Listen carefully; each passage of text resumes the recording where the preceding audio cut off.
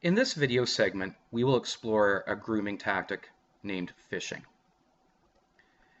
Phishing is a line of seemingly innocent questions used within the grooming process. These questions are intended to learn a person's personal information, things about them, their identities, and even their physical locations. Phishing is commonly used throughout the grooming process and can be used in combination with lures and other tactics. It can be very difficult to detect, as the line of questioning seems so innocent and harmless. It really isn't, and those questions aren't harmless. The world is a very large place, but as you're going to find out, it can get much smaller very quickly. 3 questions, just 3 questions. It can be all that it takes. Someone asking me online while I'm playing, let's say, an online game like Fortnite or Roblox, or messaging me through my Instagram account or Snapchat, "What are you doing tonight?" I might respond, "I'm watching the Leafs game," but it doesn't start until 9 o'clock, so I'm hoping I'm allowed to stay up for it. And then the person asks, "The Leafs are my favorite team." I say, "Yeah, and they look great this year." "Oh, you're not going out with friends tonight?" they ask me. "No, it's cold and it's snowy here, and I have homework, so I'm staying home." And you will see that this is all it takes to make the world a much smaller place.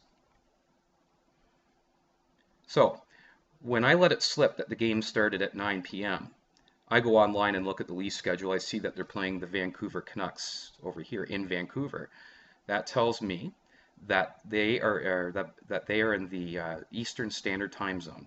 So that means you're nowhere over here. You are within this time zone here. Now, thinking or considering the fact that the Leafs are my favorite team, that most probably puts me somewhere in the Toronto area. So I'd now be looking at something like this instead of the entire world, basically Southern Ontario. Throw in the fact that you mentioned the weather was cold and snowy. This is a weather map, and I can use this to search for precipitation, both past and current, as well as forecast. You can see I've got precipitation here.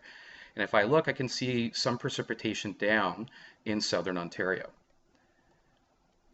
And once I go and look where the precipitation is by zooming into the map, I can see that most likely, given my favorite team's the Leafs, the weather that I explained, and my time zone, I am somewhere in the Quinte area.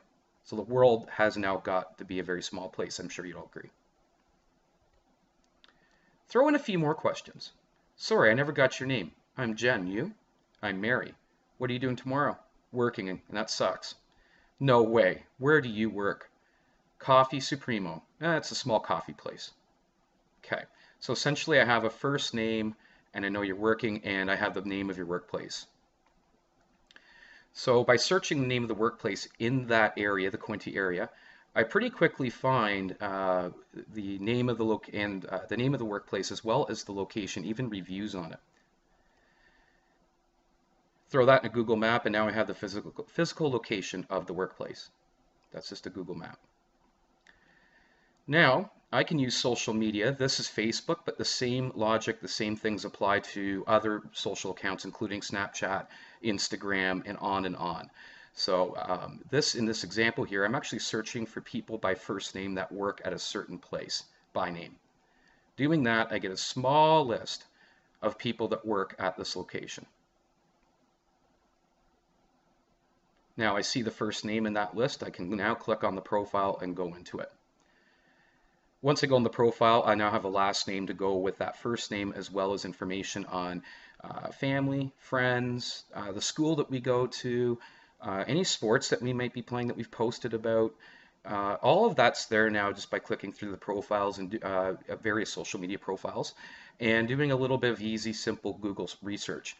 And I'll show you now is I can go to the Canada 411 site and search the name, and I found it. And you can even see here, I can click there to get directions. And up here, I can actually go and get results that link from Facebook. By clicking the directions button, I now have the location of the actual home. Now I know the workplace, the home. You can see here the workplace, the home, the baseball field where they play rep baseball, and the school that they go to. That's 6 questions, just 6. Here is a real example of somebody that used phishing techniques to find the location and identity of someone. In this case here, this man lived all the way over in New Zealand. And using phishing tactics, he sent a friend request. The young girl accepted it even though she didn't know him. Using phishing techniques like I've just demonstrated for you right now, exactly the same thing. He was able to learn where she lives in the United States. And I believe she was in North Carolina. He's in New Zealand. And what did he do? But he used the research I just showed you online. He found her identity, found her location. He bought a plane ticket. He flew to the United States. He hitchhiked to her house from the airport and attempted to abduct her. But her mother intervened, and he is now before the courts in the United States. So I don't think any of us want that to happen. Some simple safety tips that are proven to work. Do not accept friend requests from people that you do not know from real life. That includes friends of friends, or even people that we don't know really well.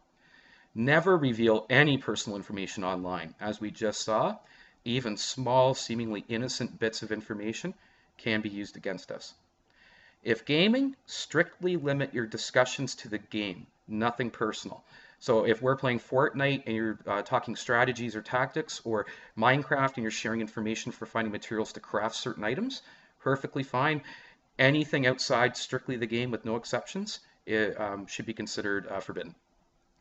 Be wary of anyone that's just asking too many questions or taking too much of an interest. That's a pretty good indication that they might be trying to groom us and they might be fishing for the information as I showed you today. And again, if you're in any doubt, ever, take no chances. Stop talking immediately. Don't explain why. Block them immediately, but don't delete anything. And talk to a trusted adult and get help. And that will conclude this video segment.